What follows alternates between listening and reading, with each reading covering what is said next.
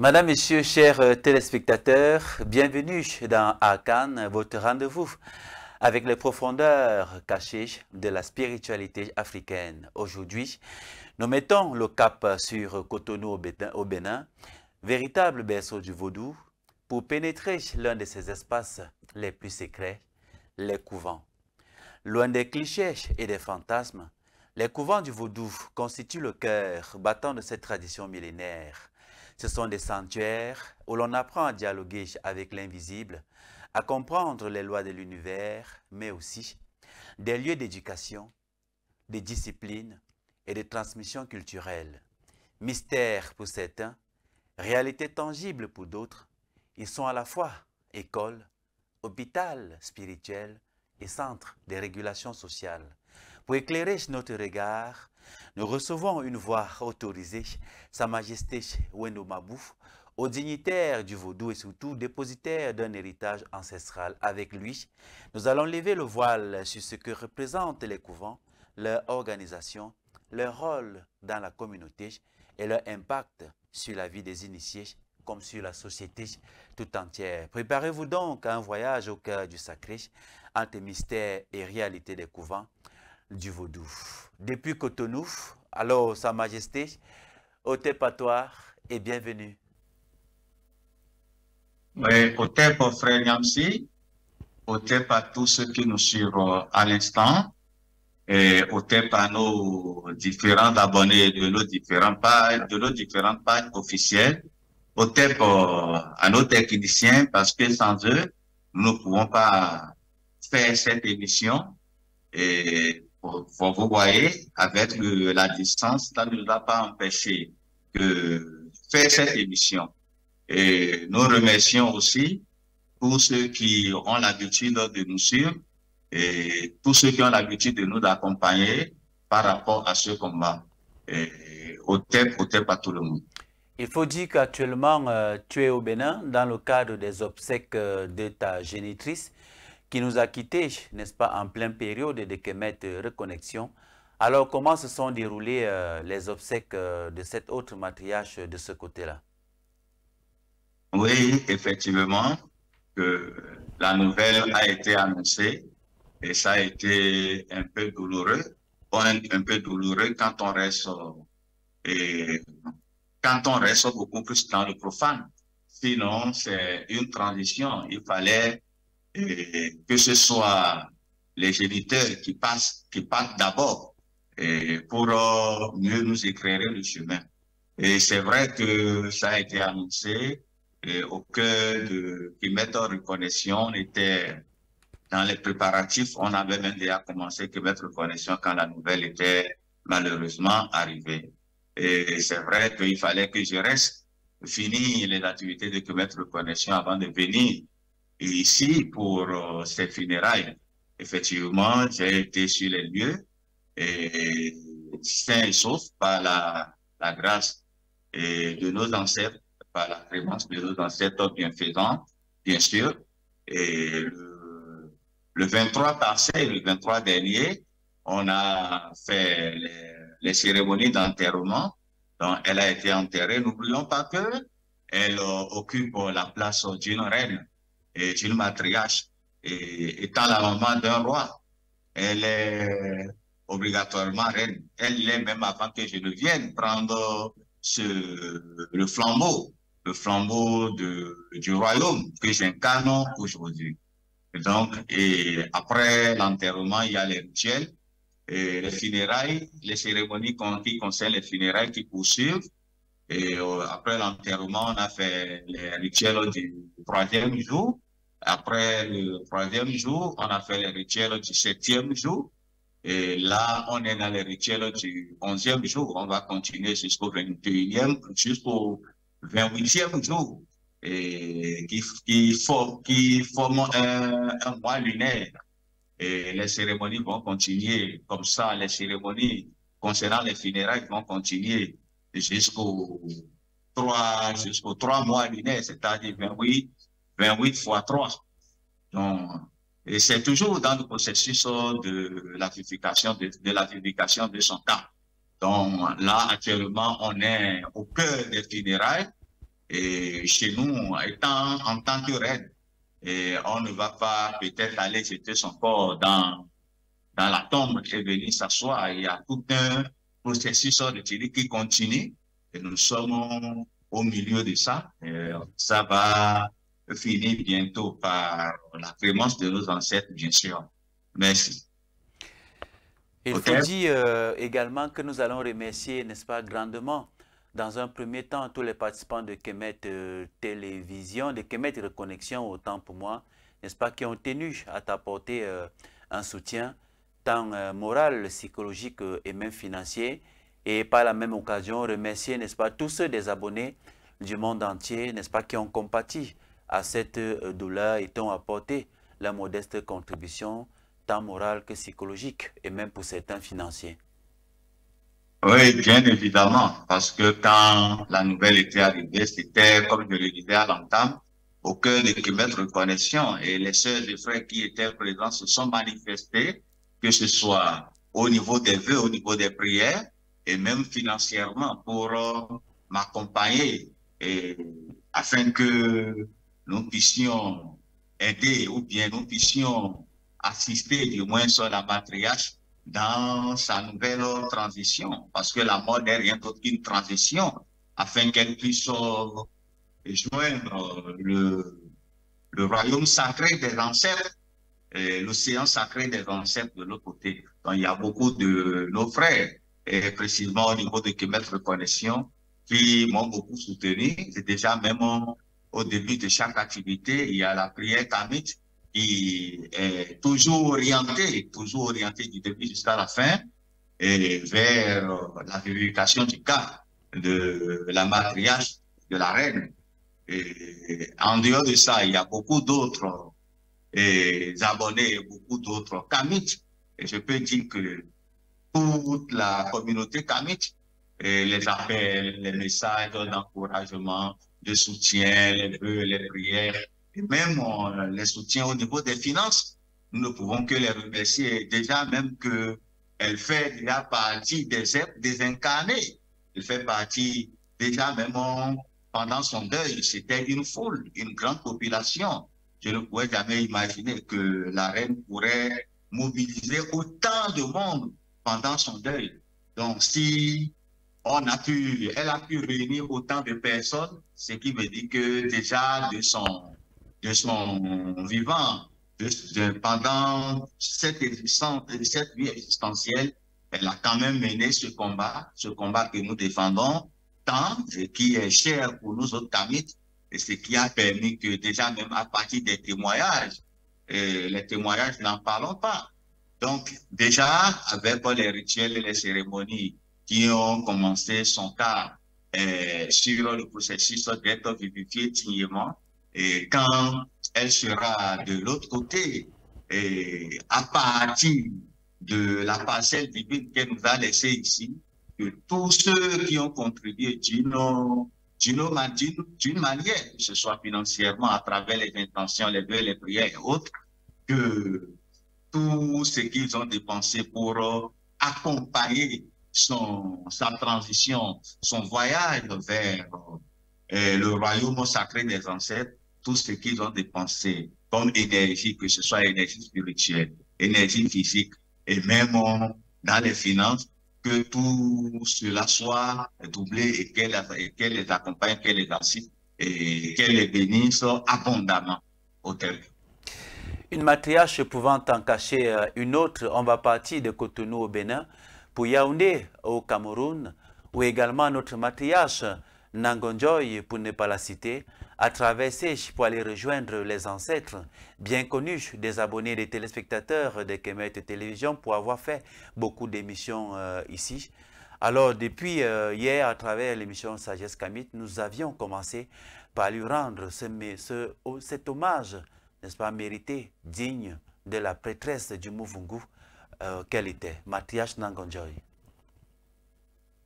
Oui, effectivement, c'était un bras valide que nous sommes en train de perdre, mais l'objectif est que le combat pour lequel elle est venue sur cette terre, dans cette vie existentielle, Et nous pouvons affirmer avec fierté qu'elle l'a bien menée. Et la matriarche, depuis que je l'ai connue, depuis qu'on l'a connue, elle n'a jamais cessé de mener à bien ce combat. Et déjà, beaucoup de nos frères beaucoup de nos frères de la diaspora, beaucoup de nos sœurs de la diaspora peuvent affirmer ou bien certifier ce que nous sommes en train de dire, parce que tous les jours, elle reçoit des gens des quatre coins du monde et qui viennent toujours dans le centre de ce combat. Et c'était une femme qui a beaucoup aidé à travers les connaissances ancestrales dont elle disposait. Donc ça a beaucoup œuvré et ça a beaucoup aidé le combat que nous menons. Quand tout le monde connaît sa lutte acharnée dans le mouvement de la Renaissance africaine en ce qui concerne le retour vers l'ancestralité. Elle a beaucoup œuvré. Et elle a été toujours présente dans les grandes activités que nous menons, que ce soit au niveau de Québec Télévision, et que ce soit aussi au niveau de Québec Reconnexion. Et la belle preuve, elle a participé à la première édition, donc c'était au moment de la deuxième édition que sa santé n'y permettait pas.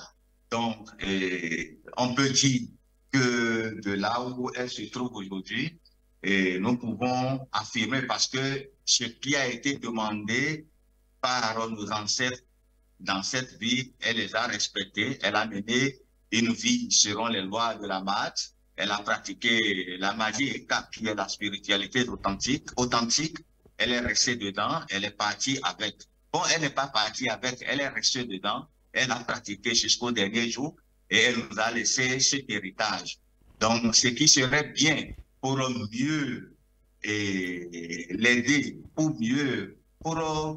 ce que nous pouvons faire pour que son cas soit mieux et dignement vérifié, c'est de continuer avec cet héritage qu'elle a laissé, parce que c'est une Amazone et elle a aussi créé d'autres Amazones.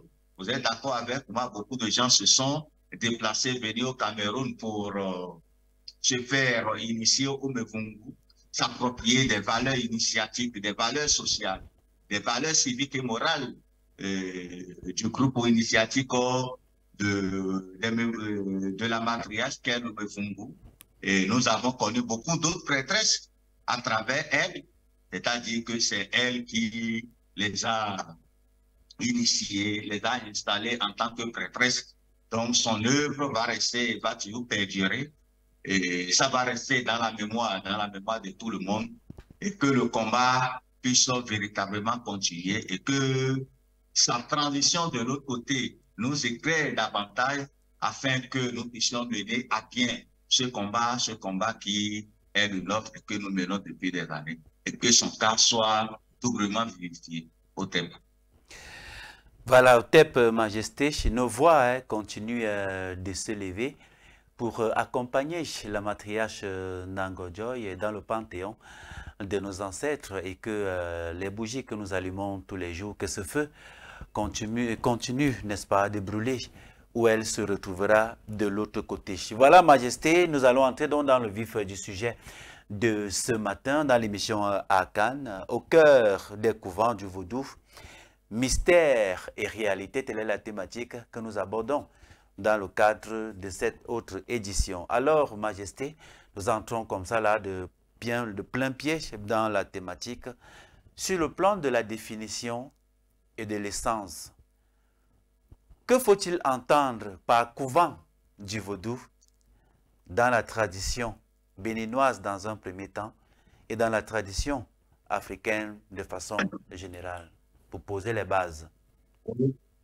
Oui, et je l'ai souvent dit, j'ai l'habitude de le dire, que l'enseignement relève de l'initiation. L'enseignement relève de l'initiation, la formation relève de l'initiation, la sagesse relève de l'initiation.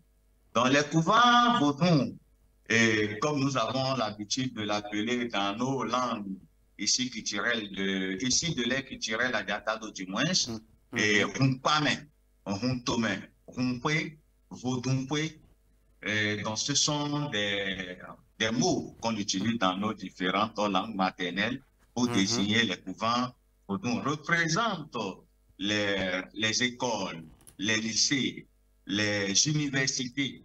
c'est-à-dire les centres de formation où se passe l'exercice même du vaudou, la pratique du vaudou, où on pratique le vaudou, où s'enseigne le vaudou, où on enseigne le vaudou, où on se fait former pour devenir adepte du vaudou, prêtre du vaudou, grand prêtre du vaudou, ou dignitaire du vaudou. En fait, on ne peut pas parler du vaudou sans parler des couvents, parce que c'est à travers les couvents du vaudou que le vaudou s'enseigne. C'est à travers ces couvents que le vaudou se pratique.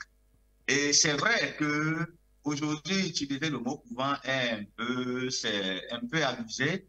Et nous n'avons pas l'habitude de l'utiliser. C'est parce qu'il fallait peut-être s'exprimer à travers la langue française pour permettre aux uns et aux autres de comprendre ce que nous sommes en train de dire, que nous utilisons les mots comme un couvent. Sinon, je viens de le dire, ce sont les Umpame. Umpame veut dire les centres dans lesquels on trouve toutes les divinités du vaudou. Les centres initiatiques, les centres professionnels, les centres éducatifs, dans lesquels on trouve tout ce qui est lié au vaudou. Voilà. Quand on entre dans un couvent, on trouve toutes les divinités primordiales, des fondamentaux, des différents éléments fondamentaux de la cosmologie. Et derrière une divinité, existe encore une kyrielle de divinités. Et c'est dans ces couvents que ces divinités sont installées. Voilà pourquoi on parle beaucoup plus du panthéon vaudou, parce que au lieu de dire couvent, il y a d'autres personnes qui disent panthéon vaudou, parce que c'est dans ces centres qu'on trouve ces différents réceptacles du vaudou où on part se faire d'abord initier, se faire former sur le plan professionnel, savoir lire et écrire, et sur le plan social, maîtriser l'écriture de la société, l'orthographe, l'alphabet de la société. C'est dans ces centres qu'on trouve tout. Donc, les couvents représentent, bon, c'est déjà même à partir de la notion des couvents que les églises, et en l'occurrence l'église catholique, a créé ce que nous appelons les monastères, les séminaires, les noviciats, où on fait former, où les prêtres, oui, exactement. Les prêtres catholiques partent se faire former pour devenir des prêtres. Bon, en tout cas, les chrétiens partent se faire former pour devenir des prêtres. Où il y a des centres où aussi les femmes partent là-bas pour devenir des sœurs religieuses. En fait, mais ce n'est pas en fait ça notre logique. Je voulais juste signaler que c'est à partir de nos réalités quotidiennes en ce qui concerne les couvents que ceux-là ont triché pour créer ce que les autres appellent les couvents, les séminaires et autres. Donc, les couvents représentent en un mot les écoles, les centres de formation, les universités dans lesquelles on part pour apprendre la sagesse, l'éducation, la philosophie, les mathématiques, la spiritualité, pour évoluer dans son parcours spirituel. Voilà ce que je dis sur la définition claire et nette de ce qui en est des couvents vaudou. D'accord, Majesté. À quel moment et dans quel contexte historique les couvents du vaudou sont-ils apparus et comment ont-ils évolué jusqu'à aujourd'hui? Bon, effectivement, pour nous autres qui aiment puiser dans l'histoire et qui aiment chercher dans l'histoire, qui aiment chercher notre histoire, parce que l'Africain doit en fait apprendre à connaître son histoire, faire des recherches pour connaître son histoire. Un Africain qui ne connaît pas son histoire, c'est un Africain qui, en fait, qui vit dans l'ignorance, un Africain qui ne se reconnaît pas ou bien qui ne se connaît pas. Un Africain qui vit permanemment dans le noir. Et d'après les recherches historiques, on connaît bien que depuis l'époque néo-égyptienne, il y avait déjà l'école, les centres de formation, l'université, et une organisation sociale et professionnelle en ce qui concerne les écoles, nos différents centres de formation. Parce que jusqu'à preuve de contraire, personne ne peut nous dire le contraire, que la majorité des Grecs, ceux qui sont des philosophes, ceux qui sont des mathématiciens, ceux qui sont des médecins, ou bien des spirituels, étaient venus en Afrique apprendre ces disciplines. Donc, ils n'ont pas appris ces disciplines sur les routes, ils n'ont pas appris ces disciplines dans les marchés, ils n'ont pas aussi appris ces disciplines dans la forêt ou bien dans la bouche. Mais il y avait des centres indiqués, comme ce que nous voyons aujourd'hui dans les centres de formation. Ces centres existaient depuis longtemps. Donc, les philosophes tels que Socrate, Platon, tous ceux-là étaient venus en Afrique apprendre ces disciplines. Voilà.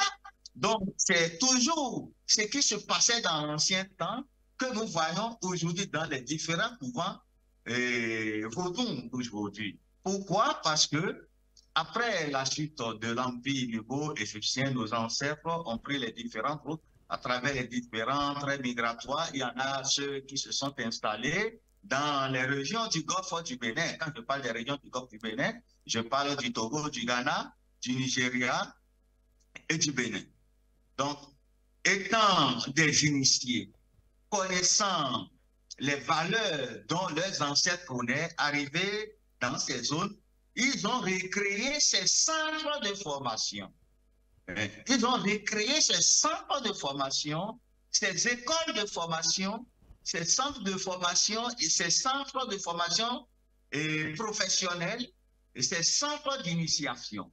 Seulement que ce ne sont pas des centres dispersés comme nous voyons aujourd'hui, où on parle de l'école maternelle, on parle de l'école primaire, on parle du lycée, on parle du collège, on parle de l'université. Quand on prend un couvent vaudou regroupe tous ces aspects. Donc, c'était ce qui se faisait depuis l'ancien temps, parce que je le disais à l'entame, que l'enseignement est d'ordre initiatique. Donc, quand on entre dans un couvent, comme cela se pratiquait dans l'ancien temps, jusqu'à ce jour, quand on entre dans le couvent, comme je le disais, il y a toutes les divinités des différents règnes. Quand je parle de l'eau, je parle du feu, je parle d'air, je parle de la terre, il y a des divinités majeures qui gouvernent ces éléments. Et à côté de ces divinités majeures, il y a aussi d'autres divinités qui rejoignent toujours ces divinités majeures. Et chaque divinité a un rôle précis.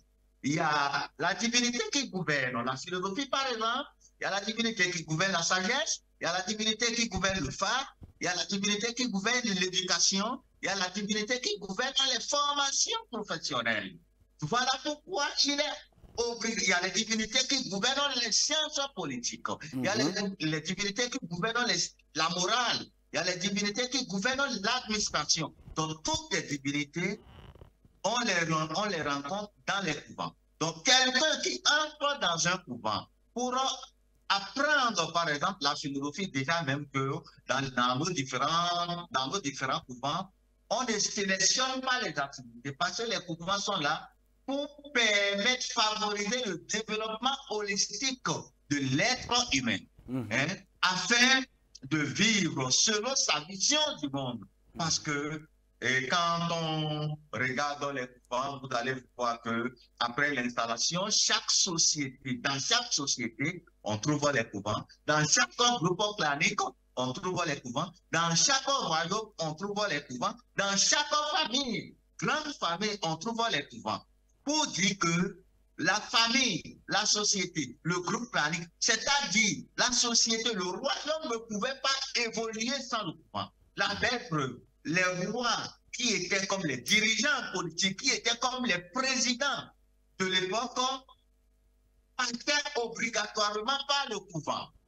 Apprendre la spiritualité, apprendre toutes les valeurs dont je parle, se faire initier pour diriger. Et c'est dans le couvent qu'il y a la partie qui s'occupe des sciences politiques, c'est dans le couvent qu'on se fait initier d'abord pour, si je dois être philosophe, je dois être médecin, je dois être politicien, c'est dans le couvent que je me fais d'abord initier à l'acte que j'ai voulu choisir par rapport à la formation que j'envisage faire.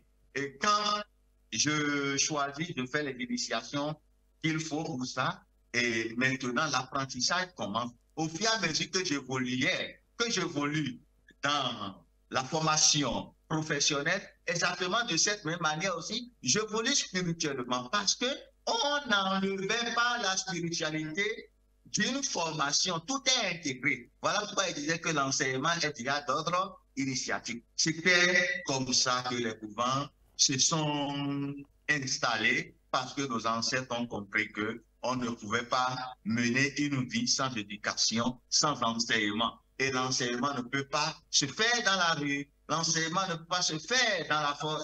Bon, c'est vrai qu'il y a des enseignements qu'on fait dans la forêt sacrée, mais les forêts sacrées étaient intégrées aussi dans les... Ou bien les forêts sacrées jusqu'à nos jours sont intégrées aussi dans les couvents, dans nos couvents traditionnels, et qui représentent aujourd'hui les écoles.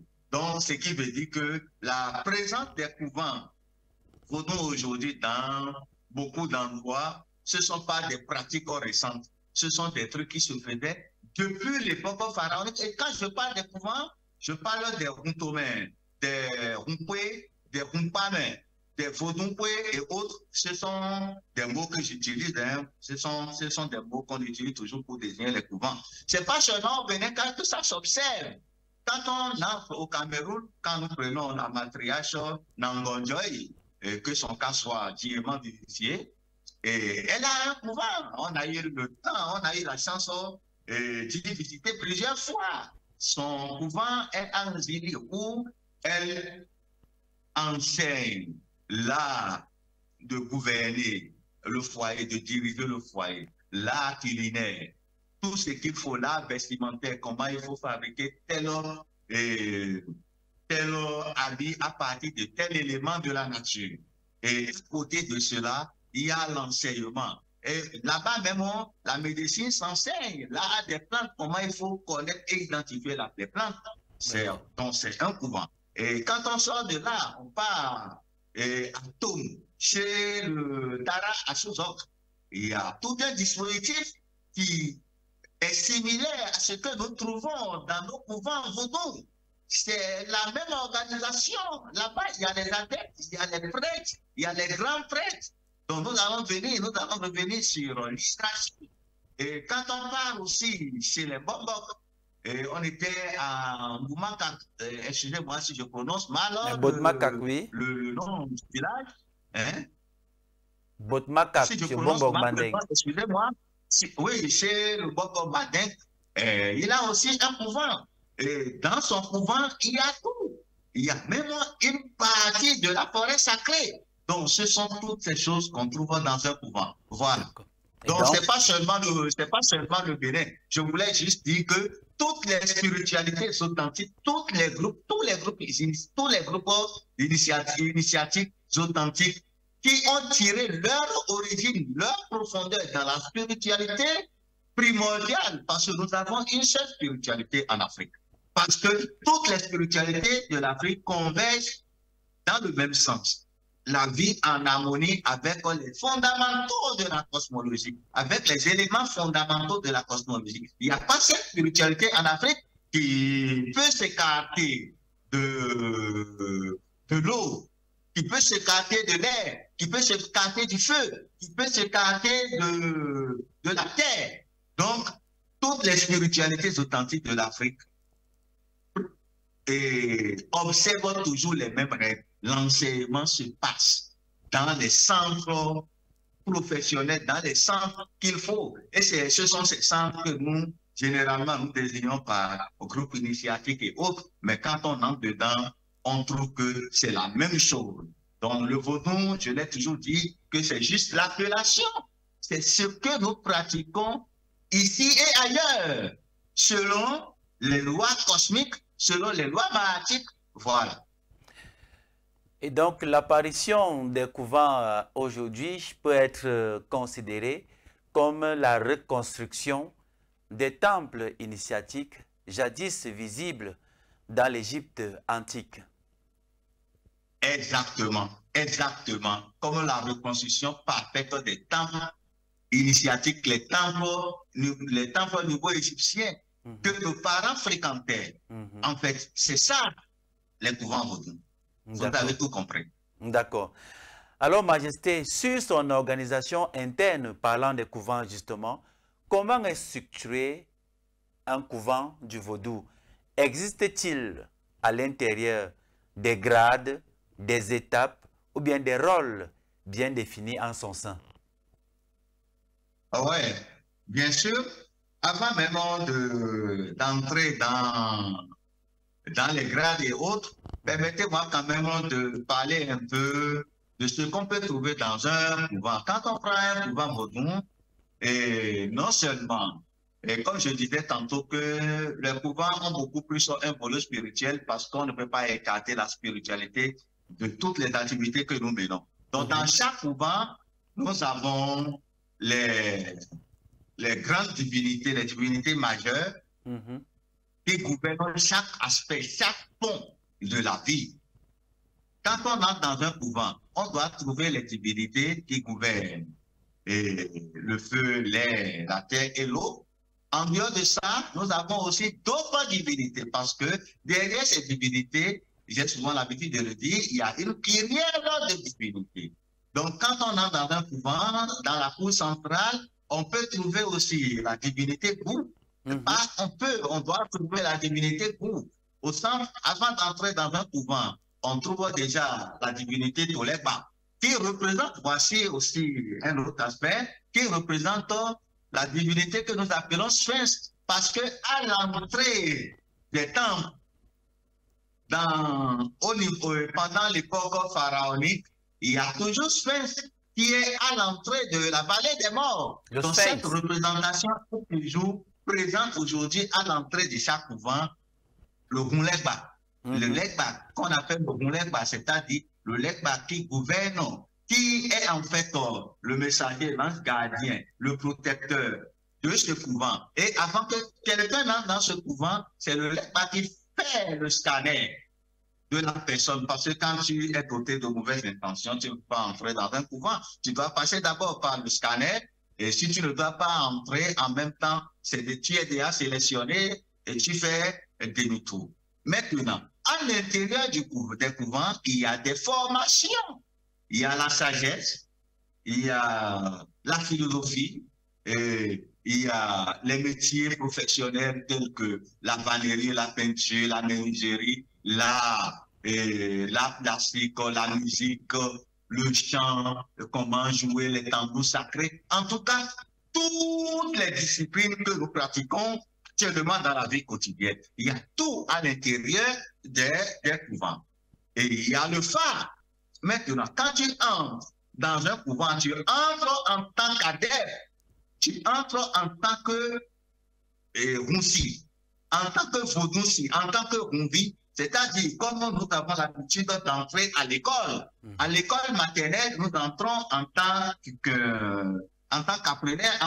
qu'apprenant de la maternelle.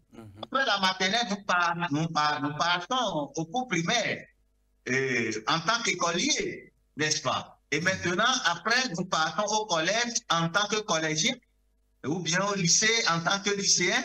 Après le bac, nous partons maintenant à l'université en tant qu'étudiant, ainsi de suite. C'est exactement le même processus dans les couvents.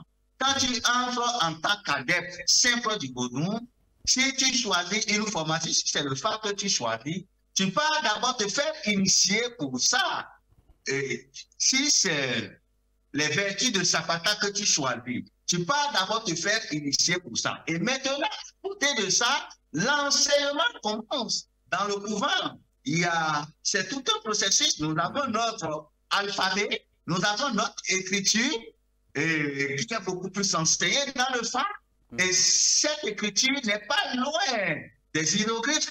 Quand on prend les signes du phare, à côté de chaque signe, il y a une figuration indicielle. Et cette figuration, c'est purement l'hiéroglyphe. C'est-à-dire que nos ancêtres ne se sont pas écartés de la voie ancestrale. Nos ancêtres récents du moins ne se sont pas éloignés de la voie de leurs ancêtres lointains, de leurs ancêtres pharaoniques. Donc, tous enseignent. Et c'était ça, en fait, notre école, nos différents centres de formation, d'initiation et autres,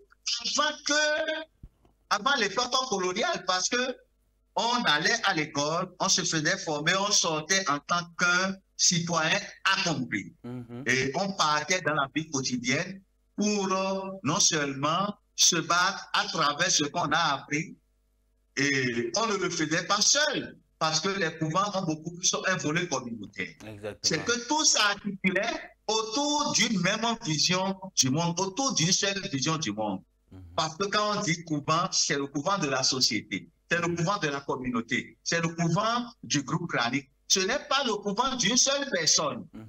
Comme aujourd'hui, ce que nous voyons dans les confréries infiltrées où on dit que c'est le couvent de tel, c'est le couvent de tel. Les vrais couvents existent toujours. Les anciens couvents existent toujours. Ces anciens couvents sont toujours là. Et ces anciens couvents n'appartiennent à personne. Donc la vision fondamentale, c'est de tout faire former l'homme afin que l'être humain atteigne un développement total, général, pour pouvoir participer à l'évolution de la communauté. Mais quand on nous a imposé l'école coloniale, on a cru que, beaucoup de gens ont cru que l'Afrique n'avait pas d'école. Les Africains n'avaient pas d'école, les Africains n'avaient pas de salle de formation professionnelle, des centres de formation professionnelle. Bien sûr que cela existait et cela existe jusqu'à ce jour. C'est parce qu'on a banni, en fait, nos différentes formations, on ne les a pas considérées comme des formations que l'être humain peut pratiquer aujourd'hui afin d'aller se battre dans la vie quotidienne. On a remplacé, en fait, ces différents centres de formation, ces différents centres initiatiques par les écoles coloniales et par les centres, la présence des églises catholiques. Parce que, sachant que l'Africain, sachant qu'il ne peut pas évoluer, sans l'initiation, sans les valeurs initiatiques, et c'était ce que nous pratiquons, on a tiré ces valeurs, on nous a implanté des écoles de catéchèses en lieu et place où on allait apprendre la spiritualité de notre peuple. On allait apprendre les formations professionnelles selon les normes de notre peuple. Voilà pourquoi aujourd'hui nous fabriquons quel genre de citoyens? Des citoyens dépourvus de sens éthique, de sens moral, et quand on les met à une place de décision, qu'est-ce qu'ils font? Il faut qu'ils volent le pays, et qu'ils se volent eux-mêmes parce que c'est toujours le bien du peuple. Et comment on est dépourvu du sens du patriotisme, ce qu'on avait dans les écoles traditionnelles, qui étaient des couvents, comme il y a.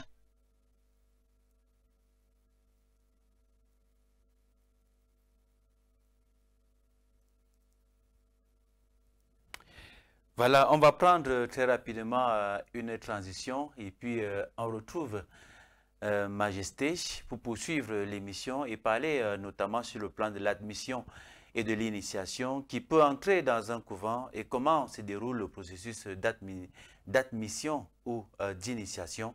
C'est tout juste après cette légère transition.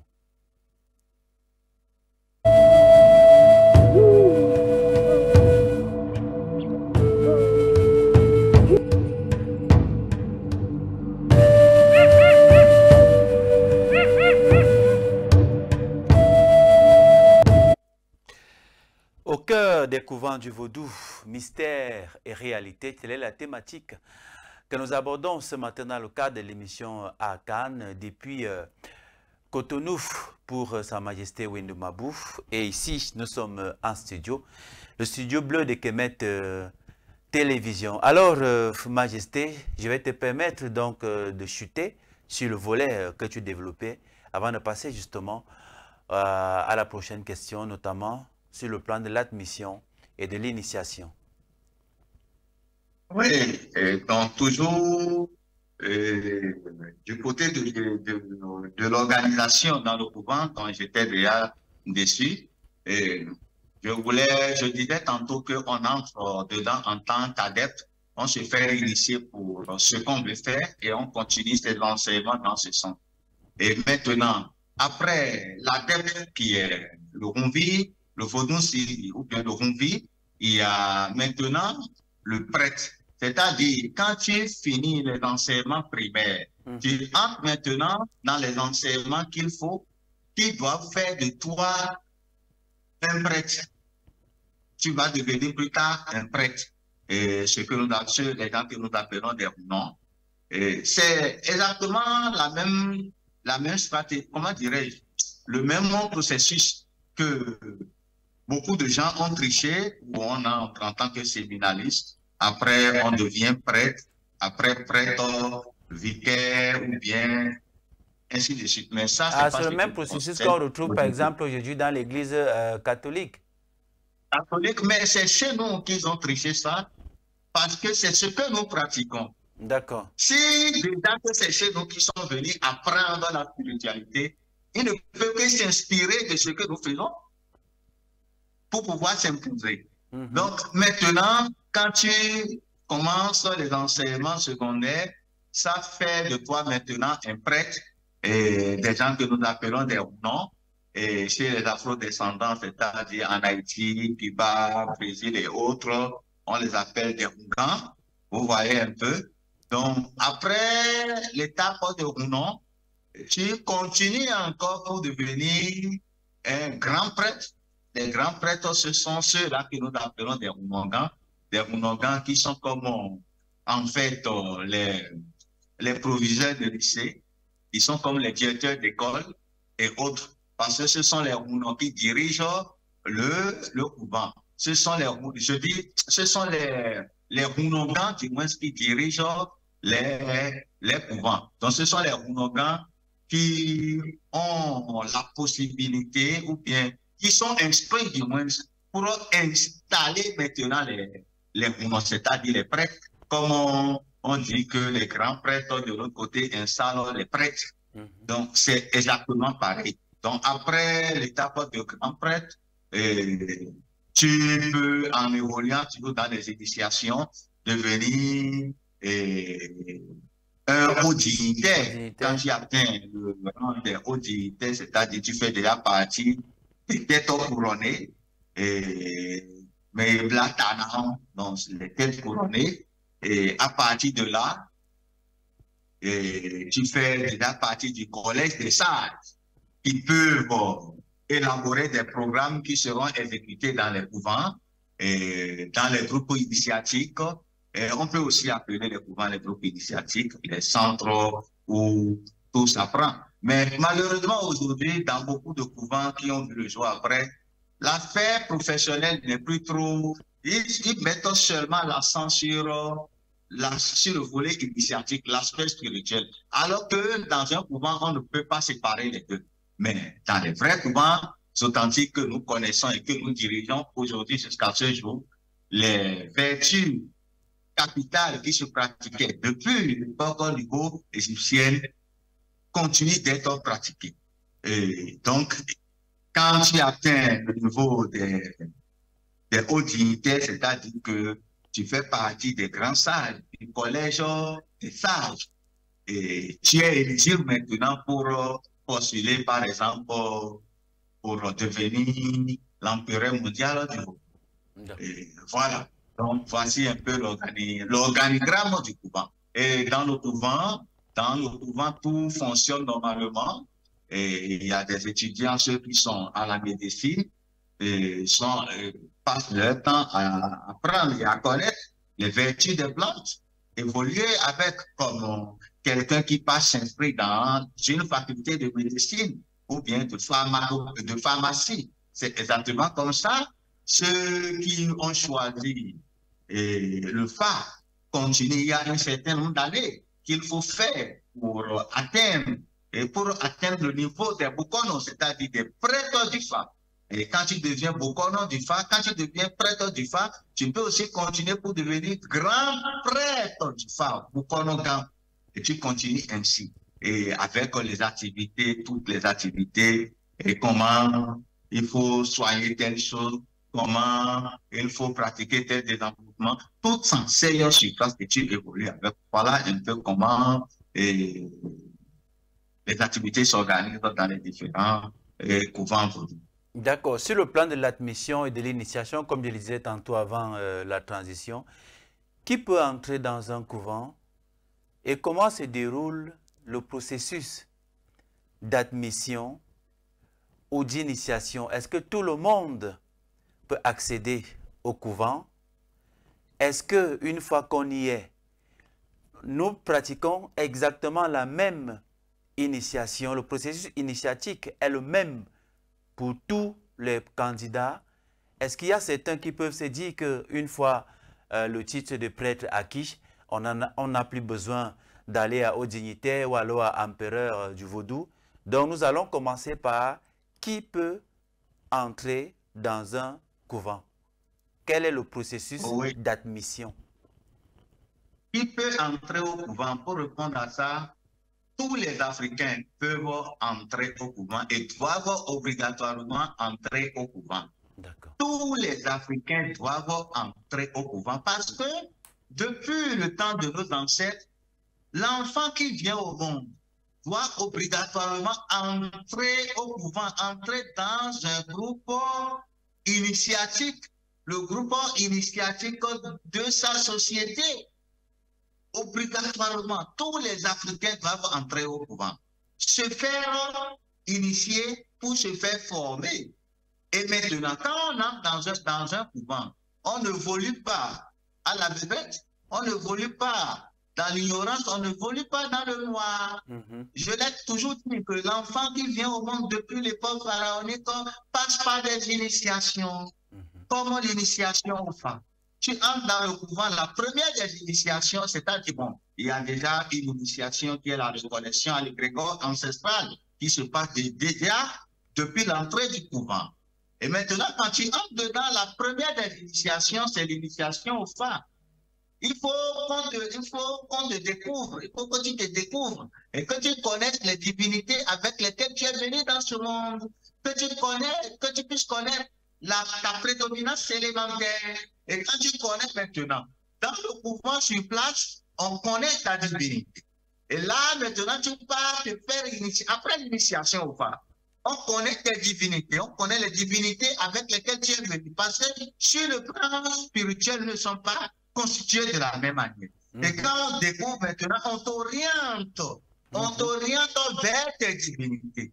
Et c'est là-bas que tu commences les initiations. Et que tu commences par apprendre la philosophie qui est liée à cette divinité. Que tu commences par apprendre les travaux, les métiers, les formations professionnelles qui sont liées à ces divinités. Et que tu commences par apprendre à connaître les comportements que le natif de ces divinités doit adopter dans la vie quotidienne pour pouvoir évoluer spirituellement. Et quand tu connais maintenant, tout le reste, c'est facile. Et quand tu te fais initier, tu continues.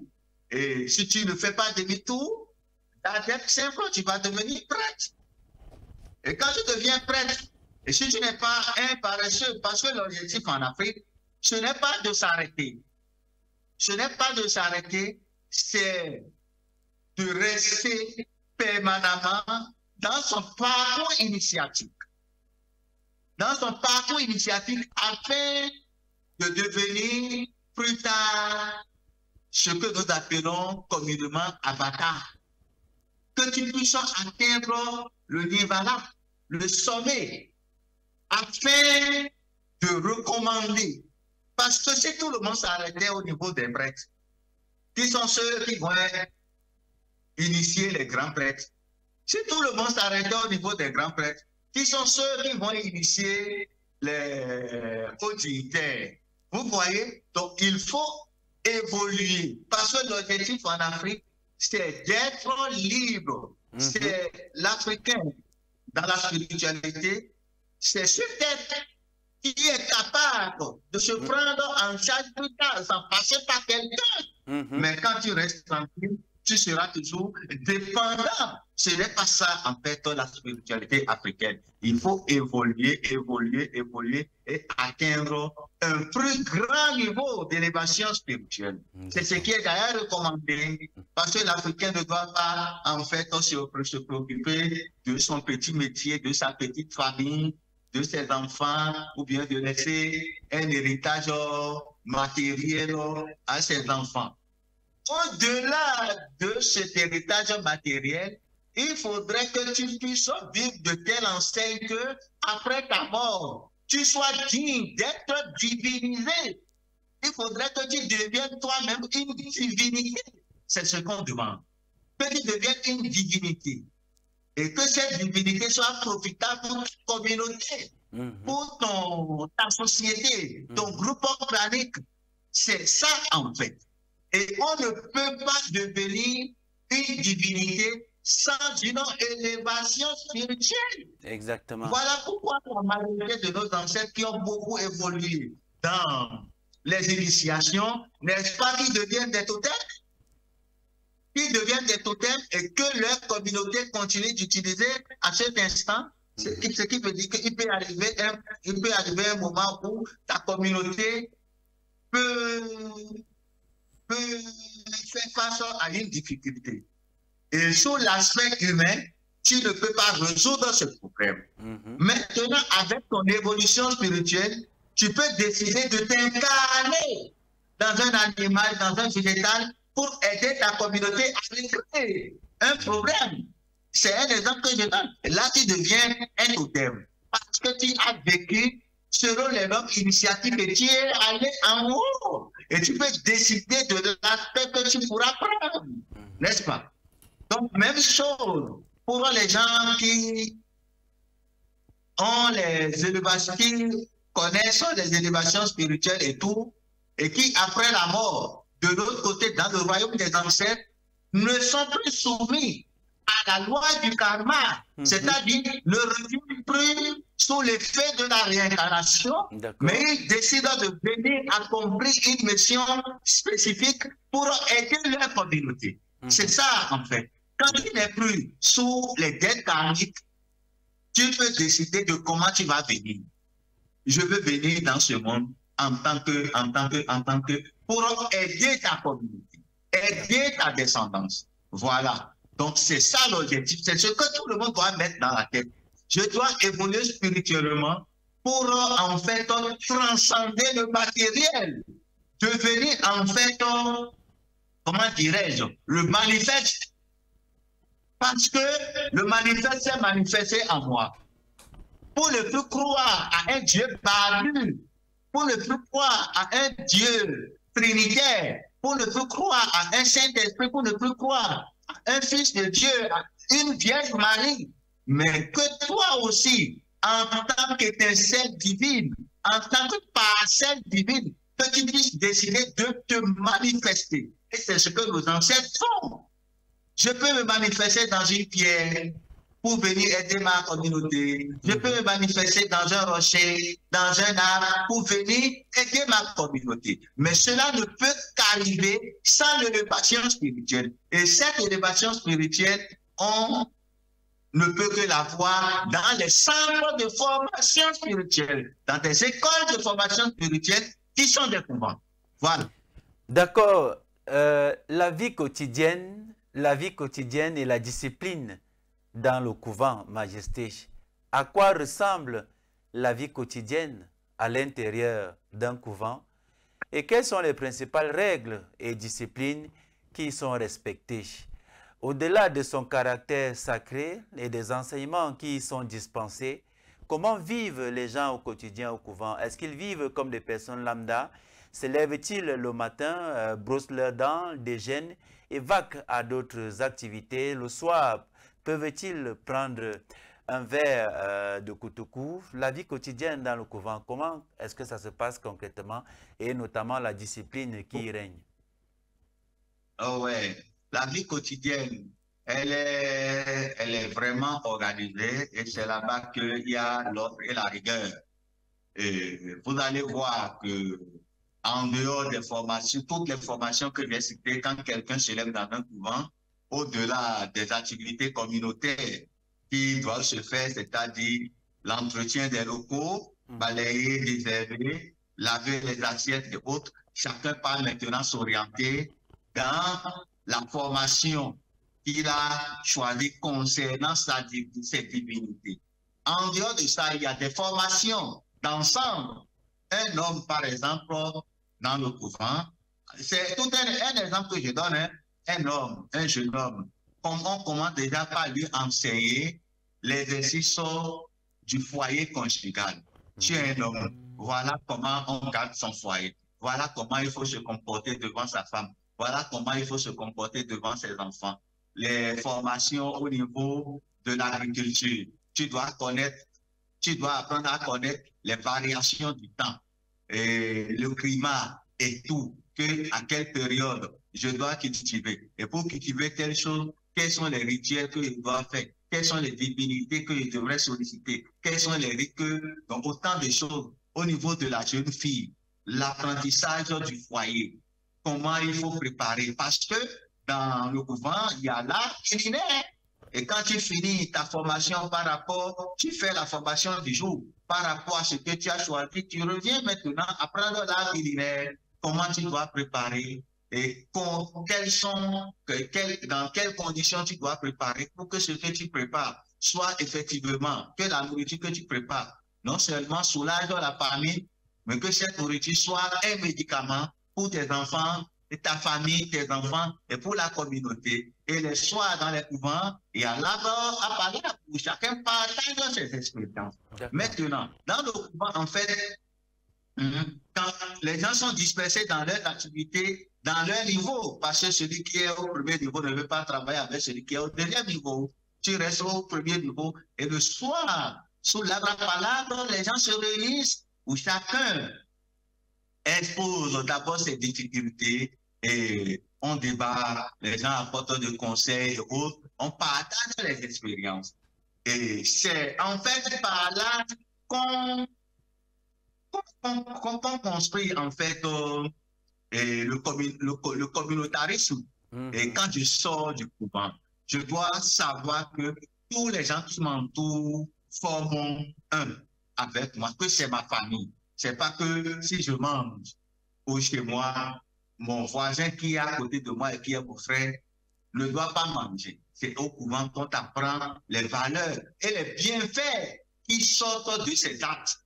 Quand tu vis et tu te justifies à travers les lois cosmiques, les bienfaits qui en découlent, c'est au couvent qu'on t'enseigne tout ça. Et comment l'enfant doit se comporter devant l'adulte. Et au couvent, dans ce n'est pas l'enfant qui tend la main à l'adulte. Aujourd'hui, maintenant, dans les rues, il faut voir, quand tu demandes à un enfant salut, moi, la première des choses que l'enfant fait, l'enfant te tend la main comme ça. C'est comme ça, lui, il apprend à saluer. Alors que ce ne sont pas des valeurs. Comment il faut manger avec les aînés.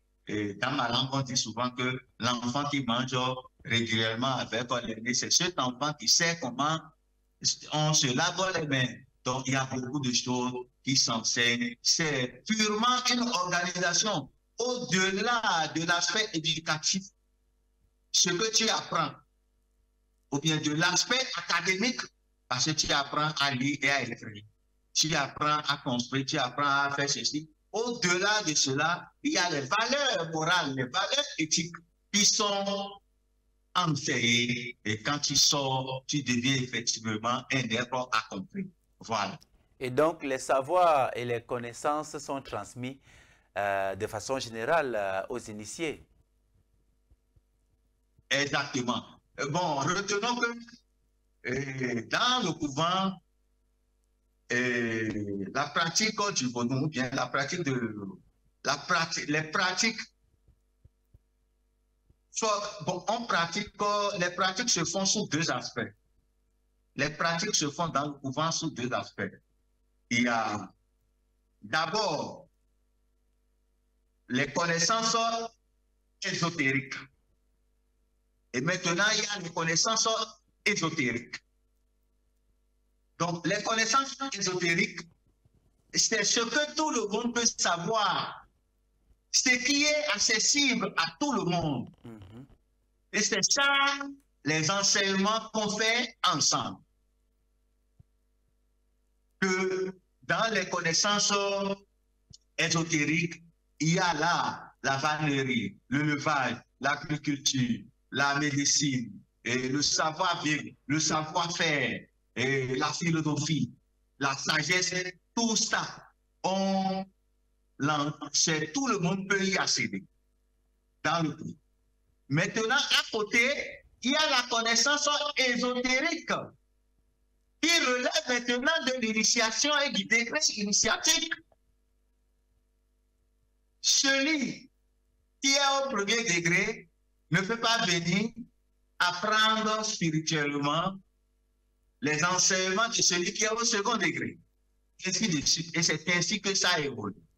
Donc, il y a celui qui est au niveau du prêtre ne peut pas aller s'asseoir pour apprendre les connaissances ésotériques de celui qui est adepte, qui est venu. Parce que lui, il a déjà dépassé celui.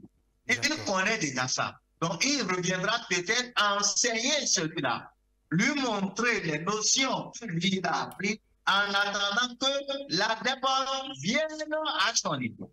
Voilà.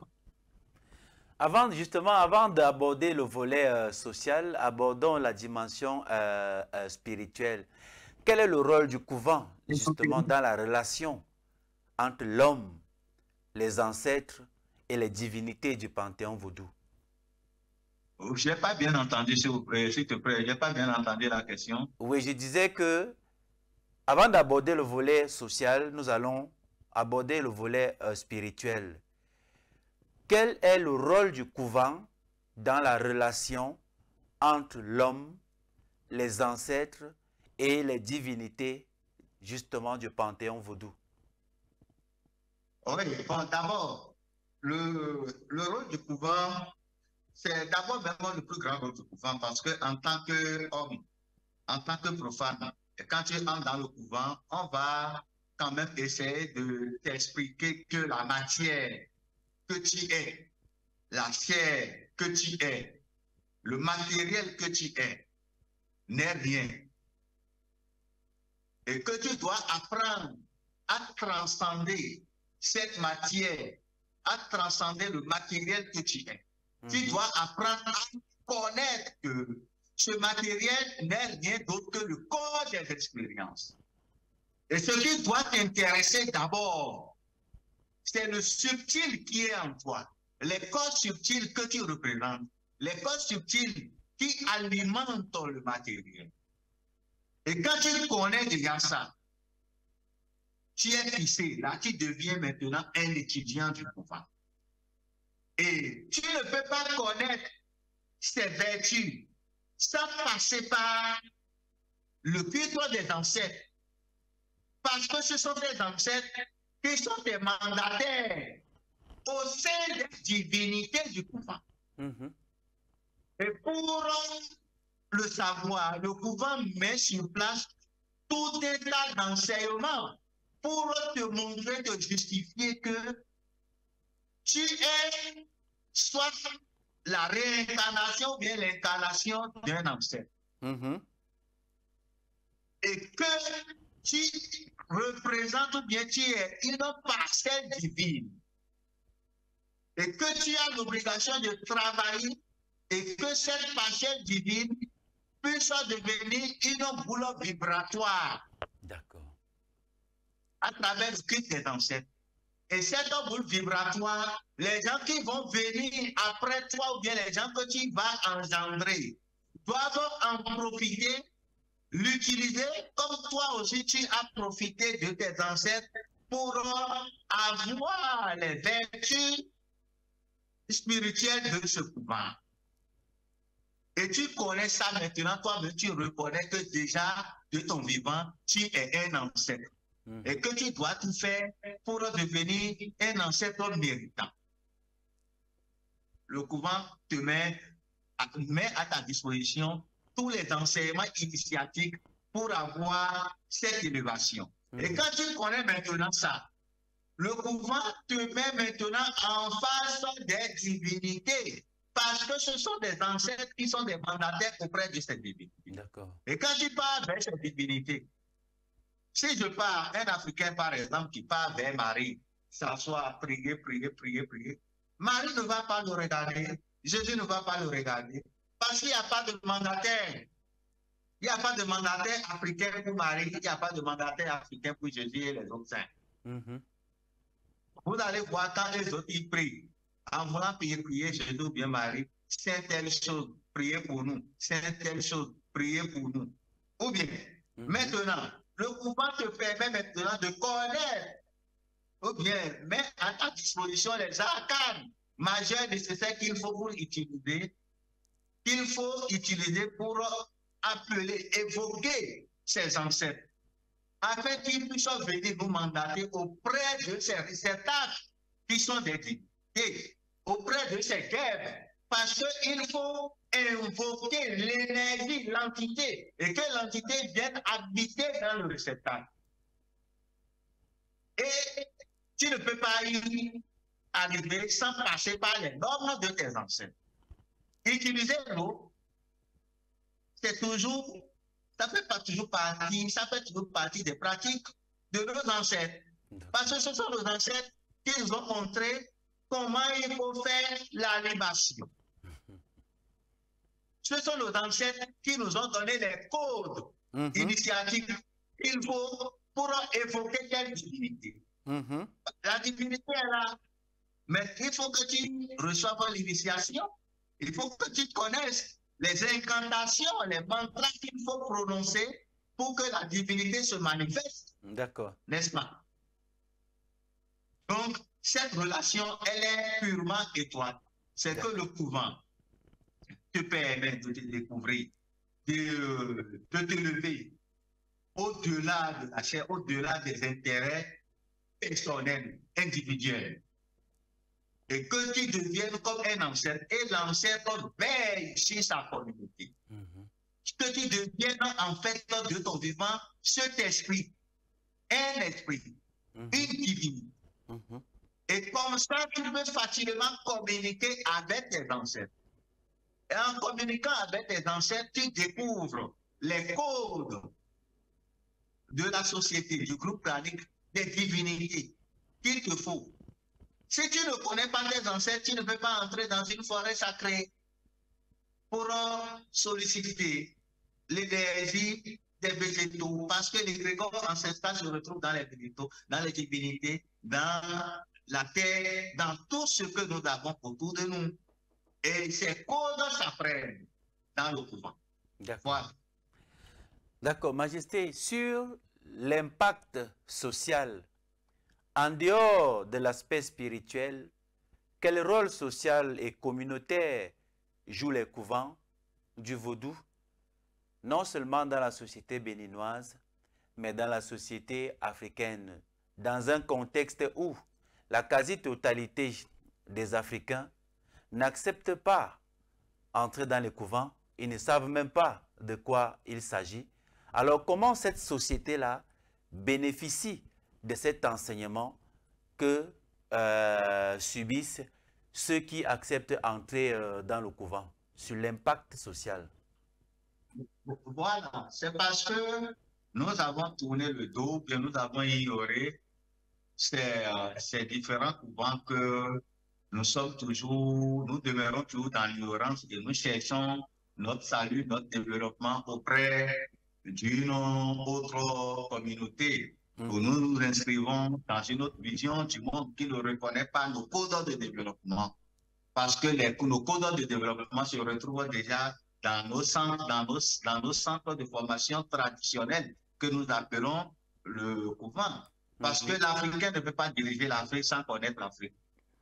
Dans l'ancien temps, on ne peut pas installer un roi sans qu'il ne passe par le couvent, apprendre l'enseignement ou bien apprendre l'exercice du royaume, n'est-ce pas?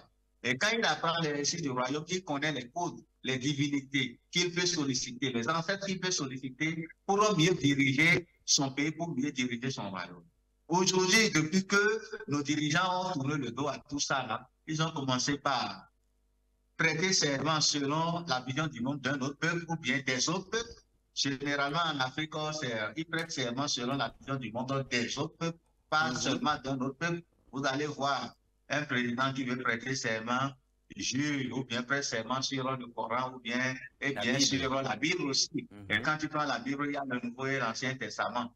Et dans le Nouveau et l'Ancien Testament, on sait que c'est lié au peuple judéo-chrétien. Et quand on prend le Coran, on sait que c'est lié au peuple arabe. Donc ceux-là ne peuvent pas s'inscrire, ne connaissent rien en fait des codes initiatiques, des codes de gouvernance politique de l'Afrique, n'est-ce pas? Donc le rôle principal des couvents, c'est que tous les dirigeants, tous les Africains puissent d'abord apprendre à se connaître. Et beaucoup plus sur le terrain, les couvents agissent sur beaucoup plus pour la paix. Parce qu'au Bénin, quand il y a des turbulences ou bien il y a des tensions politiques, c'est en ce moment que les couvents interviennent. Et généralement, au Bénin, rien ne peut se faire dans la naissance de Tofa. On commence tout par la consultation sur le peuple et sur le pays. Et on regarde les choses, les zones qui peuvent déranger l'exercice politique de l'année. Et c'est en ce moment que le couvent intervient. C'est-à-dire que le couvent dans l'ombre accompagne le gouvernement. Et quand je parle du gouvernement occidental. Et comme le gouvernement occidental, un peu dans sa conscience, c'est que rien ne peut se faire sans la tradition. On confie cet aspect au couvent. Donc, en dehors de ça, le maintien de l'équilibre climatique et de l'équilibre social, tout ça là est confié au couvent. Et je peux te dire qu'aujourd'hui, vous allez voir, quand les gens des BTP travaillent, construisent les routes, aujourd'hui, ils sont associés aux responsables des couvents. Pourquoi? Pour mieux gérer la météo. C'est un peu ça. Tu sais que quand on veut construire les ponts, les grands bâtiments de l'État ou bien du peuple, et quand on veut couler la pluie commence, vous savez que ça peut tout gâter. Donc pendant ce temps, on associe les responsables des couvents pour que déjà ils puissent renvoyer la pluie dans une autre zone qui en a beaucoup plus besoin et que la pluie laisse cette partie où on est en train de faire les travaux de BTP. Donc, les couvents interviennent dans toutes choses. Et Dieu merci qu'aujourd'hui, on a compris son importance où l'apprentissage du phare a été intégré dans les programmes académiques où les enfants doivent apprendre le phare, c'est-à-dire apprendre à se connaître. Parce qu'ils se sont dit, ceux qui nous ont imposé, bon, ceux qui pratiquent encore ces différents programmes ont compris que sans la maîtrise de soi, sans la maîtrise de la nature, on ne peut rien faire pour notre propre développement. Donc, à côté de l'enseignement conventionnel, il faut associer maintenant l'enseignement traditionnel. Donc, les couvents jouent beaucoup de rôles dans le maintien de l'équilibre social, de l'équilibre économique, de l'équilibre en ce qui concerne la paix. En fait, toutes les grandes valeurs de la marche, l'ordre, l'équilibre, l'harmonie et la paix. C'est le rôle que les couvents jouent principalement dans les différents pays qui ont les couvents. Voilà. D'accord, Majesté. Nous allons prendre un dernier verre d'eau du côté de la régie et on va se retrouver, n'est-ce pas, pour clôturer avec cette émission, notamment sur la dimension des secrets et mystères et enfin les défis contemporains. Donc nous prenons un dernier verre d'eau du côté de la régie et on se retrouve juste derrière pour clôturer cette émission. À tout de suite.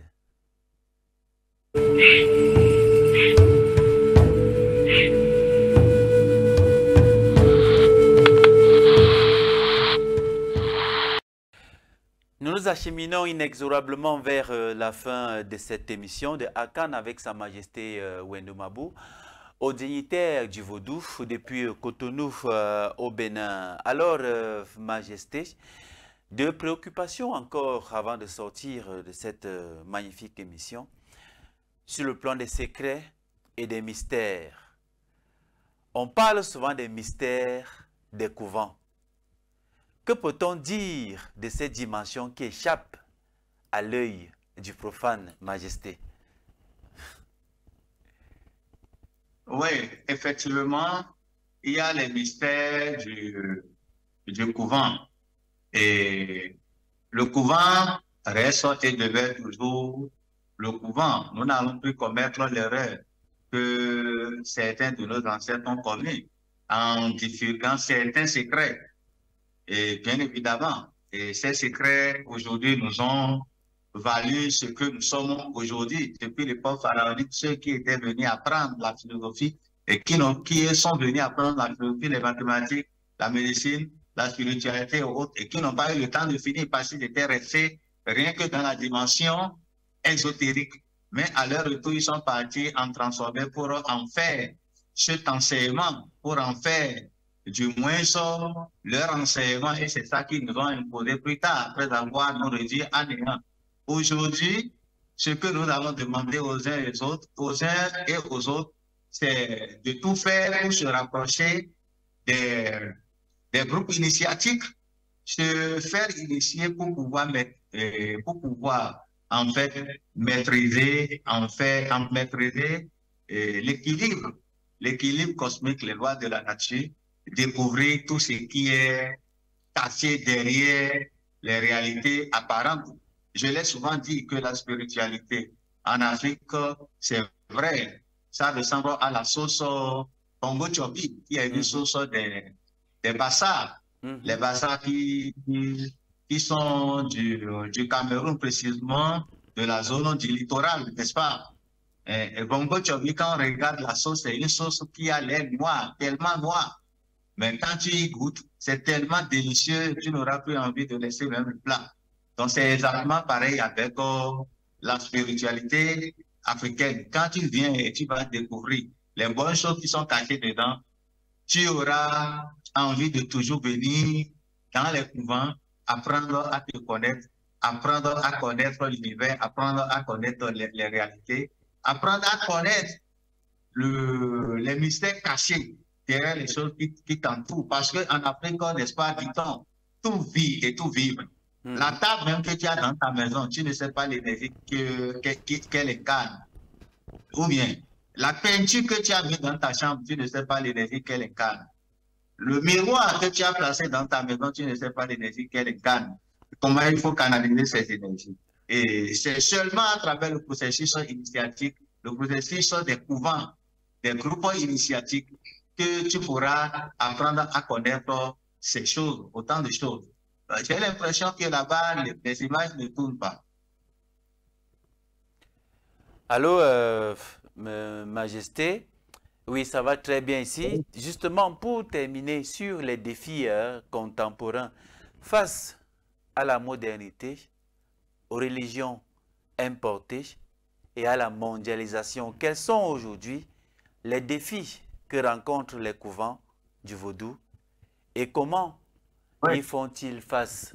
Est-ce que vous êtes certain, vous êtes sûr à 100% là-bas au couvent qu'il n'y a pas une fois de plus des infiltrés qui viennent apprendre, acquérir cette connaissance pour aller justement les divulguer? Bon, les difficultés ont commencé même depuis l'époque coloniale, depuis qu'on a remplacé l'école africaine par l'école coloniale. Après l'invasion coloniale, les couvents ne servent plus à rien. On nous a démontré, on nous a montré que nos écoles traditionnelles qui étaient pleines de vertus, nos groupes initiatiques qui détenaient les grandes formations, on nous a démontré que ce sont des centres diaboliques et qu'on ne devrait plus pratiquer.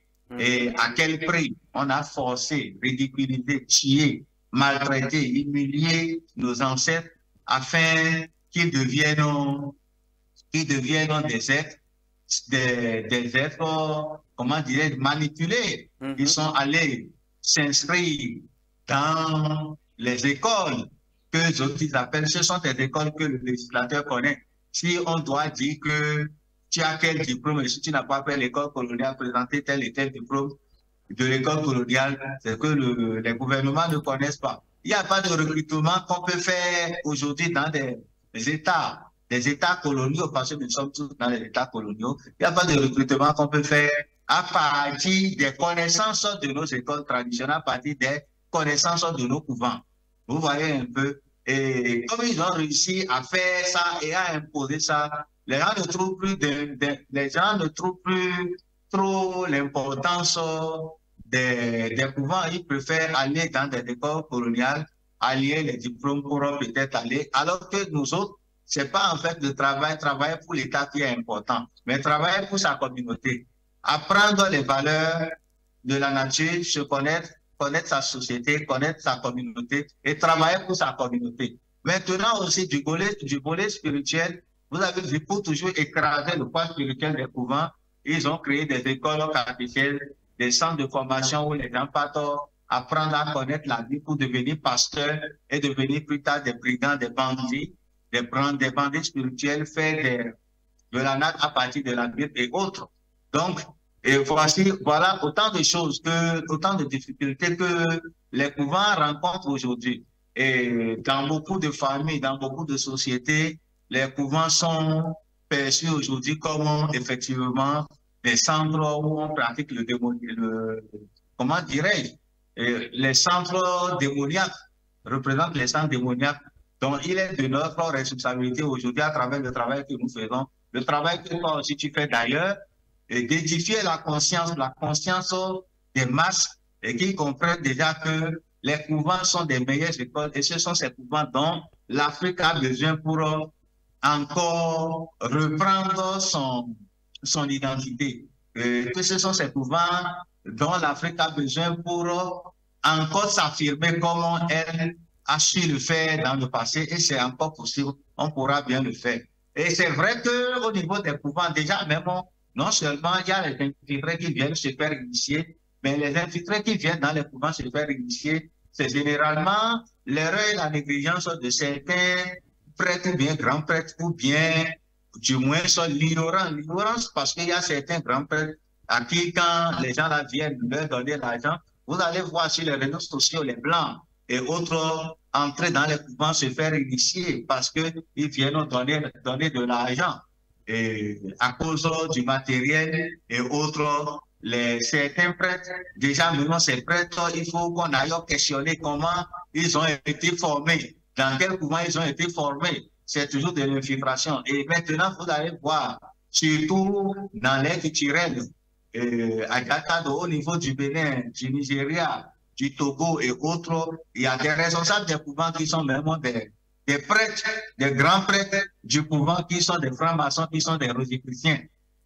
Et ceux-là, vous savez ce qu'ils font. Et quand ils ont l'argent, ils partent acheter les divinités exactement comme les colons l'ont fait pour transporter nos divinités vers l'Occident, les installer dans les musées. Eux aussi font des trucs pareils. Ils achètent les divinités. À partir de l'argent, on vient d'installer ces divinités. Ils deviennent des prêtres du couvent.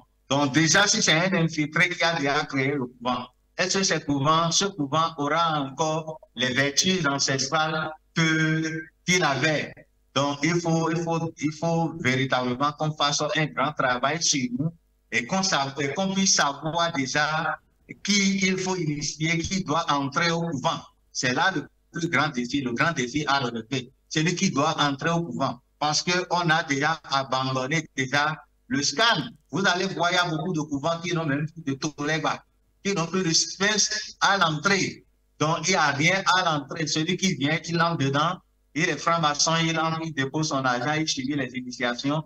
Il part, à partir de ces initiations, il vient encore vous combattre. À partir il prend vos choses, il vient encore vous combattre à partir de avec des choses que vous lui avez données. Donc, il est très important qu'on reste vigilant et qu'on garde les yeux ouverts pour savoir qui on doit initier et qui doit entrer au couvent. Et maintenant, le plus grand travail déjà, c'est le travail à la base.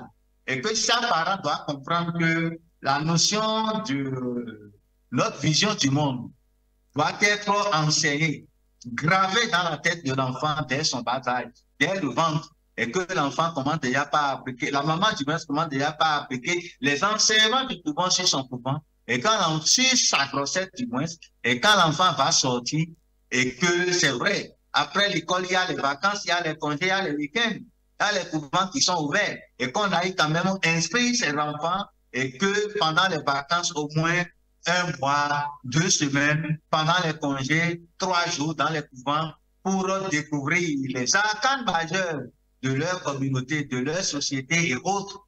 Et ça pourrait beaucoup aider. Donc l'enfant qui a vécu, qui a grandi dans ces conditions, il sera très difficile qu'on puisse le manipuler, qu'il devienne un aliéné, qu'il devienne un esclave mental comme ce que nous voyons aujourd'hui.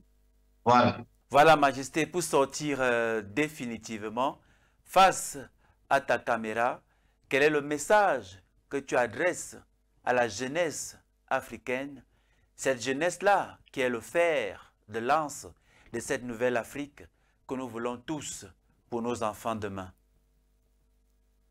Oui, ce que je voudrais dire, pas seulement à la jeunesse, au peuple africain, à tous les Africains, et que les Africains arrêtent de croire à ces discours mensongers. Parce que on nous a fait croire que le temps ou bien la nature évolue et que le temps évolue et que nous allons traverser les airs et ceci et cela. Que les Africains arrêtent d'y croire. Rien n'a changé. Les choses, si quelqu'un arrive à me dire que l'eau a changé et que l'eau n'est plus l'eau, là, j'allais connaître ou bien je pouvais le suivre. Si quelqu'un arrive à me dire que l'air n'est plus l'air et que l'air a changé de forme et d'aspect, j'allais le suivre. Et si quelqu'un arrive à me dire que la terre a changé, j'allais le suivre. Et quand quelqu'un va venir me dire que le feu a changé, le feu est devenu l'eau, j'allais le suivre. Comprenez que les arcanes majeurs de notre spiritualité existent et elles sont toujours là et rien n'a changé. Sur le plan initiatique, les choses demeurent toujours les mêmes. Et reconnaissez toujours que quand bien même que nous sommes dans la mondialisation et le modernisme, que la jeunesse surtout reconnaisse que c'est au bout de l'ancienne corde qu'on puisse tisser la nouvelle corde. C'est au bout de l'ancienne corde qu'on puisse tisser la nouvelle corde. Revenez chez nous, revenons chez vous, revenons chez nous, et qu'ensemble, nous puissions continuer les œuvres de nos ancêtres, et que qu'ensemble, nous puissions relever ce défi, et que l'Afrique puisse vivre selon les vertus de l'Afrique, et que l'Afrique devienne, et que l'Africain devienne véritablement africain, et qu'on arrête d'aller plonger la tête dans ce qui ne nous regarde pas, dans ce qui ne nous appartient pas. Nous avons tout chez nous. Nous avons Dieu chez nous qui est manifeste. Nous avons nos ancêtres qui nous écoutent et qui pleurent et qui crient. Observons les moments de silence. Nous allons entendre leur voix. Nous avons nos ancêtres qui se sont laissés tuer, maltraités. Nous avons nos ancêtres à qui on a coupé les têtes, les mains, réduits à l'esclavage. Leur sang revendique la libération, la liberté de l'Afrique. Et ils ne vont plus revenir pour le faire parce qu'ils nous ont déjà légué le pouvoir nécessaire, les énergies nécessaires qu'il faut pour relever ce défi. Revenons à eux et l'Afrique va s'en sortir. Merci au Québec. Merci infiniment, Majesté, pour ces enseignements, une fois de plus, dans le cadre de cette émission à Cannes, depuis Cotonou au Bénin. À quand le retour au Cameroun, Majesté?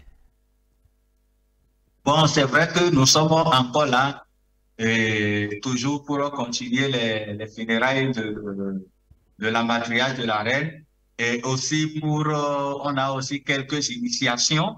Il y a certains frères de la diaspora qui ont voulu venir expérimenter certaines choses au Bénin, venir découvrir, toucher du bout des doigts le vaudou, aller vers les divinités majeures pour en fait expérimenter l'énergie vivante du vaudou. Donc on est là pour les accompagner. Mais bientôt, très bientôt, on sera au Cameroun. Merci encore et une fois de plus, bon séjour dans ton pays dans notre pays. Merci, mais cela ne va pas, cela ne va pas empêcher les émissions. On sera là, on sera au rendez-vous chaque jeudi comme d'habitude. Voilà. Merci. Merci infiniment, c'est entendu. Chers téléspectateurs, nous arrivons au thème de cette plongée au cœur des mystères et réalités des couvents du vaudou. Avec Sa Majesté Wendo Mabou, nous avons compris que le couvent n'est pas seulement un espace de retrait spirituel, mais bien une institution vivante, un lieu de formation, d'éducation, de guérison et de transmission de valeurs qui maintiennent l'équilibre de l'homme et de la société. Au-delà des fantasmes et des préjugés, le couvent apparaît comme un temple de savoir et de discipline où l'être humain apprend à se relier aux forces invisibles qui gouvernent l'univers. C'est un pan essentiel de l'identité africaine, un patrimoine qui mérite d'être connu, respecté et préservé. Une fois de plus, merci à Sa Majesté chez Wendo Mabou pour cet éclairage précieux et merci également à vous, chers téléspectateurs, d'avoir partagé ce voyage initiatique à nos côtés. Restez connectés à Akan, restez connectés à Kemet Télévision, la chaîne, n'est-ce pas, qui vous conduit toujours plus loin dans les profondeurs de la spiritualité africaine. 3 fois au TEP et à très bientôt.